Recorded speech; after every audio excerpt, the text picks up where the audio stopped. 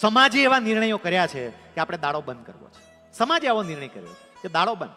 તમે વિધિ કરો, બધી ઘરે વિધિ કરી લો, જે કંઈ પણ તમારે પિંડદાન કરવાનું હોય આ તે, દાડો નહીં, લોકોને જમાડવાના નહીં. આવા નિર્ણયો કર્યા છે સાહેબ. કેટલીક બાબતોમાં જ્યાં ચિંતન મનન કરવું પડે એવું છે. એક બાબત આ કે કારજની પાછળનો ખર્ચો બંધ કરીએ. બીજું મારે એક અહીંયા આ મંચ ઉપરથી પ્રાર્થના કરવી છે. હું તો પ્રાર્થના કરી શકું, સમાજના અગ્રગણ્ય લોકો અહીંયા બેઠેલા છે ત્યારે જો શક્ય હોય તો બેસણામાં પણ કેટલાક ફેરફારો કરવા બહુ જરૂરી છે સાહેબ. બેસણા માટે આપણે બેસણું રાખીએ. કોઈ સગા વડોદરા રહેતા હોય, કોઈ સગા અમદાવાદ રહેતા હોય, બેસણામાં આવે, આવીને કરવાનું, હું મને કયો ને ખાલી બેસણામાં ચલો આવે, હાથ જોડે, બે ફૂલ ચડાવે, સામે બેસે, 5 મિનિટ બેસે, હાથ જોડીને પાછા વહી જાય. 200 કિલોમીટર આવવાનું, 200 કિલોમીટર જવાનું. એને કેટલો બધો સમય ગયો, એને કેટલો બધો બીજો ખર્ચો થયો સાહેબ. અમુક બાબતો એવી છે, હું તમને એવું કહું કે આ બેસણું છે એને બદલે હવે ઘણી જગ્યાએ ચાલુ થઈ ગયું ટેલિફોનિક બેસણું, કે તમે ફોન કરીને ખાલી વસવસો વ્યક્ત કરો, એને સાંત્વના આપો. સાહેબ 2 વાત તો થાય, પેલામાં 2 વાતય નથી થતી. અને કદાચ બેસણું બંધ ન થાય તો એટલો તો ફેરફાર કરીએ કે લોકોનો સમય ન બગડે ને એવો અનુકૂળ સમય કરીએ. હવે ઘણી જગ્યાએ આ પરિવર્તનો થવા માંડ્યા. સવારે 7 વાગે કે 8 વાગે બેસણું રાખે, 8 થી 10 લોકો આવે, ત્યાંથી સીધા કામે જતા રહે. કાં સાંજે 8 થી 10 રાખે, લોકો કામેથી આવે. ઓલું નહીતર દિવસ દરમિયાન એને આવવું પડે. જ્યાં જ્યાં આવા ખોટા ખર્ચા થતા હોય, જ્યાં જ્યાં આવી કેટલીક જૂની પરંપરાઓ ચાલતી હોય, એ પરંપરાઓ તોડવાની જરૂર છે. બહેનો, આટલી મોટી સંખ્યામાં મારી માતાઓ બેઠી છે. બહેનો, આપણે ત્યાં ખર્ચા વધારતા જઈએ છીએ. લગ્ન પ્રસંગ હોય એટલે વેવાણને એક સાડી આપવાની, એક દીકરાની બેનને સાડી આપવાની, એક દીકરાની ભાભીને સાડી આપવાની. કેટલી બધી સાડી લાવે અને લગ્ન પ્રસંગે દરેકને સાડી આપે, વેવાઈને સાલ ઓઢાડે. આવી પરંપરાઓ હતી જ નહીં. આ તો જોઈ જોઈને, રીલ્સ જોઈને પરંપરાઓ લાવ્યા. આપણને કદાચ સાડી પોસાય, આપણો પરિવાર એવો છે, પણ આ જ્યારે જોશે ને ત્યારે એ જ સમાજની અંદર બધે જ હશે કે સાડી આપો, ગિફ્ટ આપો, ભેટ આપો. પણ એ ધીમે ધીમે જ્યાં જ્યાં બંધ થઈ શકે એ બંધ થવું જોઈએ. સરદાર સાહેબે પોતાના પિતાજીની પાછળ આ પ્રથા બંધ કરાવવા માટેનો પ્રયત્ન કર્યો. એમાંથી પણ આપણે પ્રેરણા લઈએ. સરદાર સાહેબ વકીલ તરીકે પ્રેક્ટિસ કરે છે. મેં તમને કહ્યું કે ગાંધીજીથી એ થોડા દૂર દૂર રહે, પણ એક ઘટના એવી ઘટી કે સરદાર સાહેબ ગાંધીજીની નજીક આવી ગયા. એ ઘટના કઈ હતી તો ચંપારણની અંદર ગળીની ખેતી કરનારા ખેડૂતો ઉપર અંગ્રેજોએ જ્યારે કર નાખ્યો, ગાંધીજી પાસે ખેડૂતોએ પોતાની મનોવેદના રજૂ કરી અને ગાંધીજીએ કહ્યું કે આપણે સત્યાગ્રહ કરીએ અને હું ત્યાં ચંપારણ આવું છું. ગાંધીજી જ્યારે ચંપારણ જવા માટે નીકળ્યા અને એ વખતે ત્યાંના કલેક્ટરે એક જાહેરનામું બહાર પાડ્યું કે મિસ્ટર ગાંધીએ આ વિસ્તારની હદમાં પ્રવેશ કરવો નહીં, નહીતર એમની ધરપકડ કરવામાં આવશે. જાહેરનામું બહાર પાડ્યું.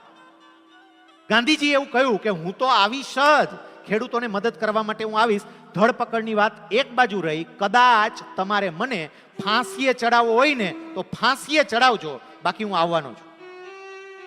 બીજા દિવસે સમાચાર પત્રોમાં ગાંધીજીનું આ નિવેદન આવ્યું કે મને ફાંસીએ ચડાવો તો પણ હું ચંપારણમાં આવીશ. સરદાર સાહેબે જ્યારે છાપામાં નિવેદન વાંચ્યું ને ત્યારે પહેલા ઉદ્ગારો ગાંધીજી માટે પોઝિટિવ એના મુખમાંથી નીકળ્યા અને એ ઉદ્ગારો હતા, ખરો મરદ માણસ છે. સરદાર સાહેબ આ બોલ્યા હતા ગાંધીજી વિશે, ખરો મરદ માણસ છે.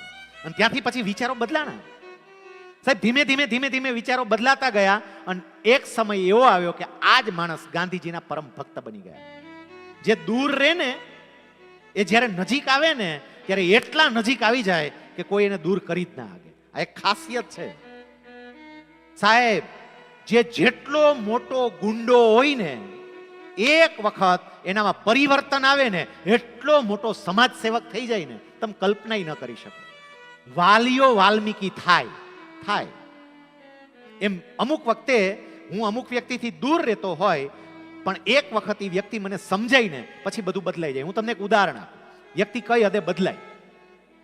પ્રમુખ સ્વામી મહારાજનું નામ આપણે બધાએ સાંભળ્યું છે. મારા તો એ ગુરુજી, એમની નજીક રહેવાનો મને બહુ મોકો મળ્યો, તક મળી. એમના ગુરુ હતા, એમનું નામ યોગીજી મહારાજ. એ યોગીજી મહારાજ આણંદમાં એક હરિભક્ત હતા. એ હરિભક્તનું નામ મણિભાઈ.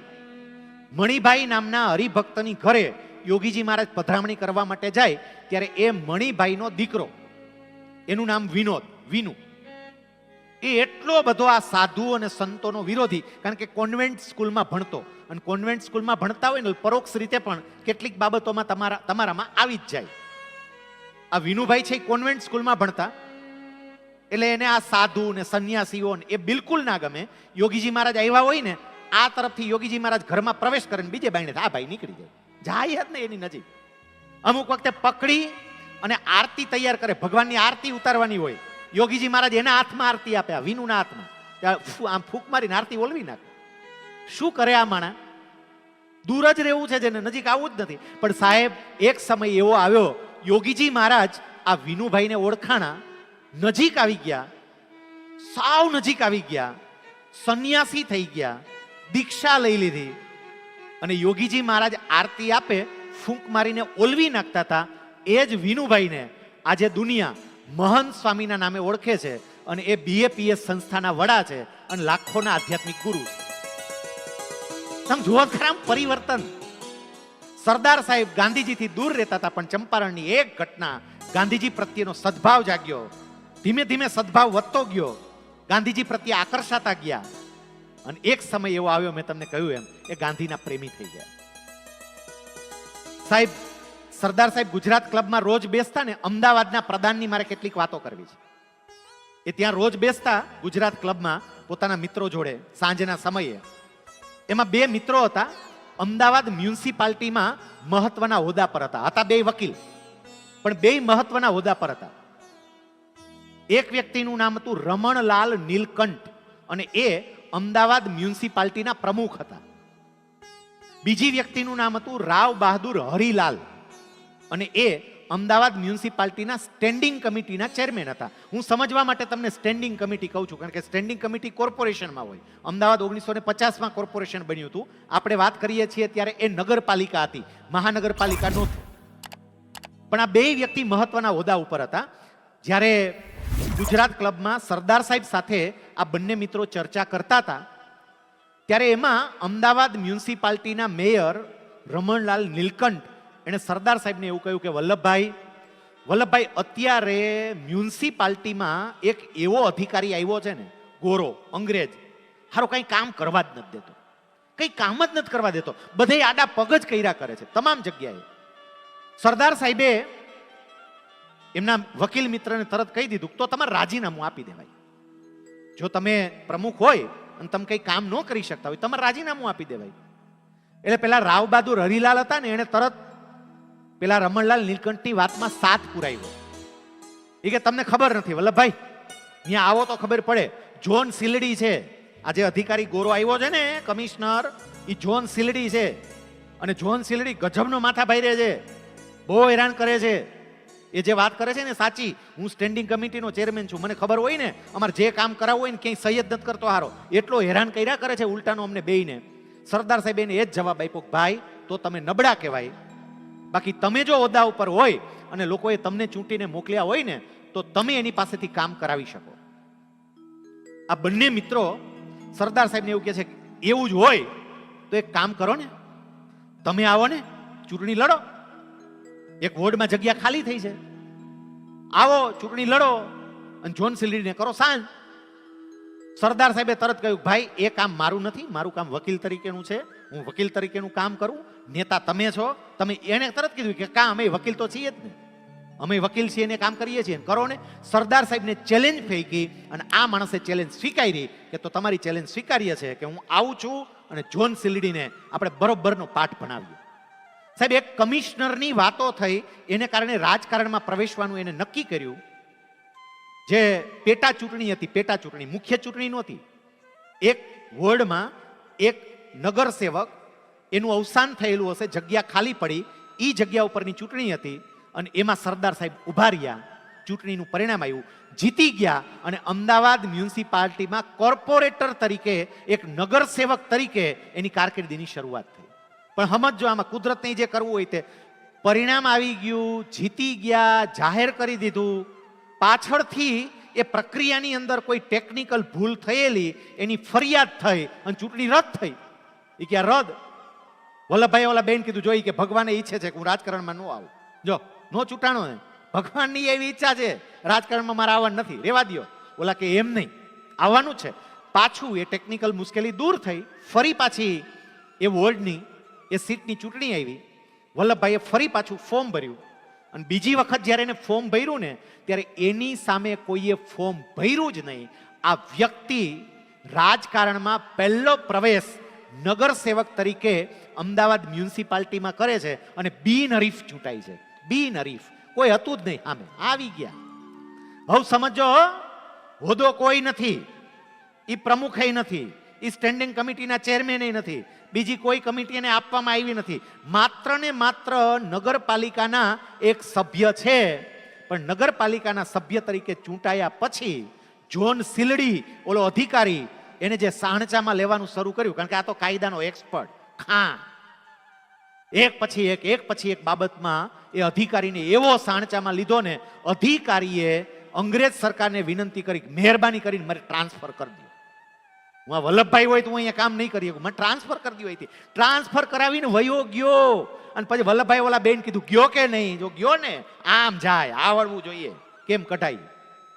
સાહેબ એનો ઋતબો તો તમે જુઓ કે અંગ્રેજ સરકાર જેનાથી નગરપાલિકાનો પ્રમુખ ડરતો હોય, જેનાથી નગરપાલિકાનો સ્ટેન્ડિંગ કમિટીનો ચેરમેન ડરતો હોય, એ જોન સિલડીને નગરપાલિકાના એક સામાન્ય સભ્ય તરીકે ત્યાંથી દૂર કરાવે. અને પછી તો એમણે નગરપાલિકાની અંદર જે કામ કર્યું છે, આગળની વાત 1924માં એ પ્રમુખ બને છે, એ વાત આપણે પછી લઈશું. પણ એ પહેલાની એક ઘટના અગેન 1917, લગભગ 1917 ત્યાં ગોધરાની અંદર કોંગ્રેસનું અધિવેશન હતું. અને કોંગ્રેસના અધિવેશનની અંદર ભાગ લેવા માટે સરદાર સાહેબ ત્યાં જતા હતા. એની સાથે એના મિત્ર આ નરહરી પરીખ એ પણ ત્યાં જતા હતા. એટલે પોતાના મિત્રને એણે એવું કહ્યું કે ભાઈ તું ત્યાં જાય છે તે કેટલા જોડી કપડાં લીધા છે? એટલે ઓલાએ કહ્યું કે અધિવેશન ક્યાં લાંબુ છે, તો 3 દિવસનું છે ને, મેં 2 ધોતિયા લીધા છે ને કુર્તા લીધા છે. સરદાર સાહેબે કહ્યું કે કામ કર, એમાં 2 જોડી વધારે નાખ. એ કે પણ મારે તો 2 દિવસ રોકાવાનું છે, તો વધારે, એ કે લાંબી ચર્ચા કરીમાં ને ભાઈ 2 જોડી વધારે નાખ. 2 જોડી કપડાં વધારે નખાવ્યા. અમદાવાદથી ટ્રેનમાં એ અધિવેશનમાં ગયા. સાહેબ ત્યાં પહોંચ્યા, મોડી રાત્રે કઈ પહોંચ્યા હશે અને બીજે દિવસે સવારથી એ અધિવેશન શરૂ થવાનું હતું. સવારે જાગ્યા, નાહી ધોઈને તૈયાર થયા અને પોતાના મિત્રને એવું કહ્યું કે હવે પેલું ધોતિયું અને કુર્તો લાય. મિત્ર કે પણ કરવું જ શું? તો કે પહેરવું છે. સાહેબ અત્યાર સુધી જે pant, shirt, coat, tie, hat, boot, sock, અફલાતુન બ્રિટિશર જેવું જીવન, એક જ ધડાકે કે મારે હવે ધોતી અને જબ્બો પહેરવો છે. ઓને તો આશ્ચર્ય થયું, તમે ધોતી ને જબ્બો પહેરશો? હા, બાપુને ગમે છે એટલે મારે આ કરવું છે. સાહેબ એને ધોતી અને જબ્બો પહેર્યો અને પહેલી વખત જ્યારે ગાંધીજીની સમક્ષ હાજર થયા, ગાંધીજી થોડીક વાર તો એને જોઈ જ રહ્યા, કારણ કે ગાંધીજીએ કાયમ એને પેન્ટ શર્ટ અને કોટમાં જોયેલા. અને પહેલી વખત જ્યારે એને જોયા, એને કહ્યું વલ્લભભાઈ આ શું વેશ કાઢ્યો છે? અને એવું કહ્યું કે બાપુ હવે તમારા રંગે કાયમ માટે આ કપડાં મારા શરીર પર રહેશે. ગોધરાની ધરતી પર એણે વિદેશી પોશાકનો ત્યાગ કરી અને ધોતી અને જબ્બો ધારણ કર્યા. અંતિમ શ્વાસ સુધી એ ડ્રેસ એના શરીર પર પછી રહ્યો. ગોધરા એના જીવનમાં કેટલું મહત્વનું છે. વકીલ તરીકેની પ્રેક્ટિસની શરૂઆત 1900ની સાલમાં ગોધરામાં કરી અને એમને પોતાના વિદેશી કપડાનો ત્યાગ કરીને આ કપડા ધારણ એ પણ ગોધરામાં કર્યા. ગોધરા બહુ મહત્વનું એના જીવનમાં છે. આ જ્યારે ગોપાલભાઈ પેલી સન્માન યાત્રા લઈને નીકળ્યા, સરદાર સન્માન યાત્રા, અને જ્યારે ગોધરામાં ગયા ને એને કહ્યું કે સરદાર સન્માન યાત્રાના રૂટમાં બધા લોકોએ બહુ જ ભાવથી પ્રેમથી સરદાર સન્માન યાત્રાનું સ્વાગત કર્યું. પણ ગોધરામાં જેવું સ્વાગત થયું છે ને એવું કોઈએ નથી કર્યું, કારણ કે ગોધરા સરદાર સાહેબને બહુ મહત્વની, સરદાર સાહેબના જીવનમાં યુટર્ન મારનારી ભૂમિ બની ગઈ હતી. એટલા માટે હવે તો એ ગાંધીજીના પરમ ભક્ત થઈ ગયા છે. કોર્ટમાં પ્રેક્ટિસ પણ ચાલે, સમાજ સેવાનું કામ પણ ચાલે. 1917ના અંતમાં ખેડા જિલ્લામાં એવું થયું કે પાછોતરા વરસાદને કારણે ખેડૂતોનો પાક નિષ્ફળ ગયો. ખેડા જિલ્લામાં પાછોતરો વરસાદ વધારે પડ્યો અને વધારે વરસાદ પડવાને કારણે એનો પાક નિષ્ફળ ગયો. પાક નિષ્ફળ ગયો એટલે ખેડૂતોને એવું હતું કે સરકાર આપણી મહેસૂલ માફ કરશે, સરકાર આપણી પાસેથી મહેસૂલ નહીં લે, આપણી પાસેથી કરવેરો નહીં લે. એ વખતે સરકાર એટલે હું વાત કરું છું તમને બ્રિટિશ સરકારની. બ્રિટિશ સરકાર કરવેરો લેતી હતી. આજ મારે તમારી પાસે સ્પષ્ટતા કરવી છે. કેટલાય લોકોને સાહેબ એ બાબતની ખબર હોતી જ નથી. ઘણા એવું કહે કે અહીંયા મોરબીમાં તો અમે એવું સાંભળ્યું હતું કે અમારા મોરબીના મહારાજા વાઘજી ઠાકોર હતા તો એને ટેક્સમાં રાહત આપી હતી. તો ક્યાંક ગોંડલના અમારે મહારાજા ભગવતસિંહજી હતા, એમણે ટેક્સમાં રાહત આપી હતી. તો મહારાજાએ ટેક્સમાં રાહત આપી, ખેડામાં અંગ્રેજ સરકાર ટેક્સ વસૂલ કરે, આ બધું છે શું સાહેબ? એ વખતે આખા ભારતની પરિસ્થિતિ જુદી હતી. સમગ્ર ભારતમાં માત્ર 5 જ જિલ્લા એવા હતા કે જ્યાં અંગ્રેજનું શાસન હતું. આ ઘણાને ખબર જ નથી. 5 જ જિલ્લા એવા હતા કે જ્યાં અંગ્રેજનું સીધું શાસન હતું. આ 5 જિલ્લા કયા? એક જિલ્લો સુરત. સુરતમાં અંગ્રેજનું સીધું શાસન હતું. સુરતનો રાજા ગોતી આવો, હાલો લાવો. કોણ છે સુરતના રાજા? અંગ્રેજનું શાસન હતું ત્યાં સુરતમાં સીધું. સાહેબ બીજો જિલ્લો ભરૂચ. ભરૂચમાં પણ અંગ્રેજનું શાસન હતું. ત્રીજો જિલ્લો પંચમહાલ, ત્યાં પણ અંગ્રેજનું શાસન હતું, કોઈ રાજા જોવા નહીં મળે. ચોથો જિલ્લો ખેડા, ત્યાં પણ અંગ્રેજનું શાસન હતું. અને 5મો જિલ્લો અમદાવાદનો કેટલોક ભાગ. આ 5 જિલ્લામાં અંગ્રેજનું શાસન હતું. બાકીના તમામ જિલ્લાઓમાં જે તે રાજાઓનું શાસન હતું. લોકો પાસેથી કર કોણ ઉઘરાવે? રાજા. લોકોને સેવા પૂરી કોણ પાડે? રાજા. અને આ 5 જિલ્લામાં લોકો પાસેથી કર કોણ ઉઘરાવે? અંગ્રેજ સરકાર. લોકોને સેવા કોણ પૂરી પાડે? અંગ્રેજ સરકાર. ને અંગ્રેજ સરકારે કામ કરવાનું. એટલે ખેડા જિલ્લો આવે. ખેડા ખેડા આપણે બોલીએ, આમાં ઘણીને એવું થાય ખેડામાં જ હું કામ વધાર્યો? સાહેબ ખેડામાં વધારવાની વાત નહોતી, કર માફ નહોતો કર્યો. ખેડૂતોને એવી ઈચ્છા હતી કે અમારો કર માફ કરો, કારણ કે કોઈ પાક થયો નથી, પાછોતરો વરસાદ બહુ થયો, બધો પાક નાશ પામ્યો, તો હવે અમારો કર માફ કરી દેવો જોઈએ. સરકારે કર માફ ન કર્યો. ખેડૂતોએ ગાંધીજી પાસે આવીને રજૂઆત કરી કે બાપુ આ માફ નથી કરતા, બધો પાક નિષ્ફળ ગયો છે, કંઈ આવક નથી, અમે કેવી રીતે કર ભરીએ? અમારી સ્થિતિ સામે તો સરકારે જોવું જોઈએ કે નહીં? કઠલાલના એક મોહનલાલ પંડ્યા કરીને સામાજિક કાર્યકર હતા. ગાંધીજી એમને જવાબદારી સોંપી, તપાસ કરો કે ખેડૂતો જે ફરિયાદ લઈને આવ્યા એ સાચી છે, ખરા અર્થમાં પાક નિષ્ફળ ગયો છે. ગાંધીજી પાસે રિપોર્ટ આવ્યો કે ના બાપુ વાત તો સાચી છે. ગાંધીજીએ નક્કી કર્યું કે આપણે ત્યાં સત્યાગ્રહ કરીશું. આપણે ત્યાં અંગ્રેજો જે કર ઉઘરાવી રહ્યા છે એનો વિરોધ કરીશું અને અંગ્રેજોએ કર માફ કરવો જ પડે એવી લડત ચલાવીશું. ગાંધીજીએ નક્કી કર્યું. પછી ગાંધીજી કાર્યકર્તાઓની એક મીટિંગ ભરીને બેઠા. સામે કાર્યકર્તાઓ બેઠા છે અને ગાંધીજી એવું કહે છે કે ખેડાના ખેડૂતો માટે મોટી આફત આવી છે. અંગ્રેજ સરકાર એનો કર માફ કરતી નથી, ખેડૂતો પાસે કર ભરવાના કોઈ પૈસા નથી, અને એટલે આપણે ત્યાં સત્યાગ્રહ કરવો છે. સત્યાગ્રહની બધી જ જવાબદારી હું સંભાળીશ, ગાંધીજી કહે છે. પણ મને એવા મદદનીશની જરૂર છે જે સતત મારી સાથે રહી શકે. કોઈ મદદનીશ તરીકે મારી સાથે રહેવા તૈયાર છે? ગાંધીજીએ પૂછ્યું. અને કેટલાયના હાથ ઊંચા થયા.